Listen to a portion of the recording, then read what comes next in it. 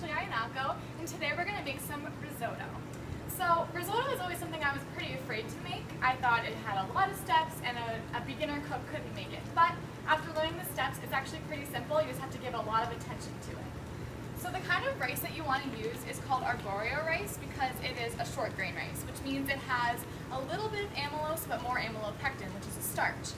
And what happens when you make the risotto is the amylopectin is going to kind of leak out of the rice and thicken the sauce, so it kind of makes its own sauce.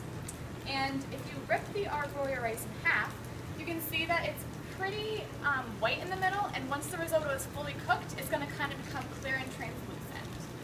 So, to start, I'm going to heat up in one pot some onions, which I have pre-chopped. I'm making a half recipe, so I got a half of an onion, but you can do as much as you would like. Also, I'm going to heat up 4 tablespoons of butter. So, with a wooden spoon, just kind of mix that around.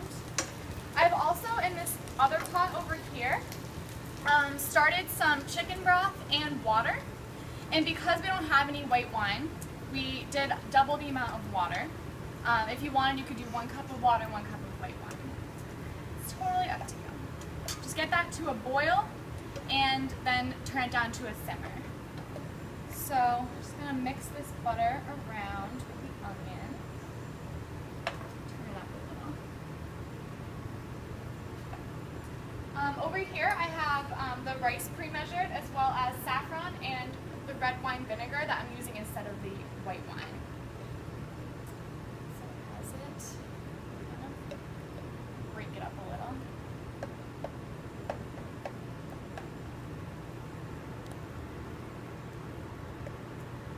Okay.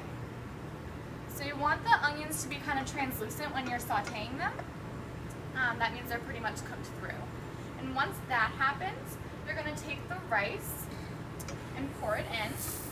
And you're going to completely coat the rice with the mixture that you just made.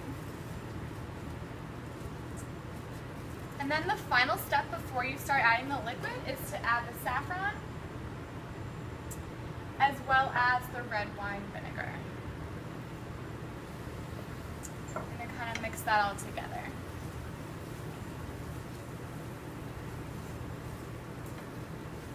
Now, this is where you can't walk away from your risotto anymore. You're going to start adding the liquid that you pre-made. So, over here I'm going to turn up just so it's a little bit hotter.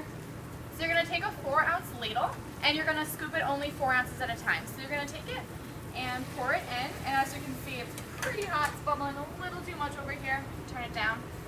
You want a small boil in the pot, and you're going to keep continuously stirring it until the rice soaks up all of the liquid. So this whole process takes about 18 to 20 minutes, and what you're going to keep doing is just waiting for it to absorb and adding it 1 scoop at a time.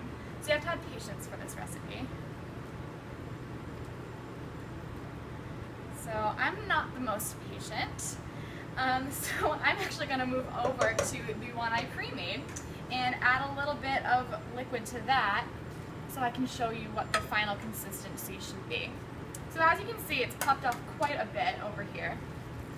It's a little sticky once you let it sit. That's all the amylopectin that's kind of thickening it up. And so it's nice and creamy. And the last step that you do before you serve this is add a little salt and pepper, and then add some fresh Parmesan cheese that I grated over here. So I'm just going to add a touch more because there's already some in there. And then to really make it creamy, you add some butter, but I don't want to add any more because there's already some in there. So I'm just going to show you the consistency over here and put it on the plate. And it depends on how you like it. I think it looks pretty good to me, but it's really up to you. And that is how you make some risotto.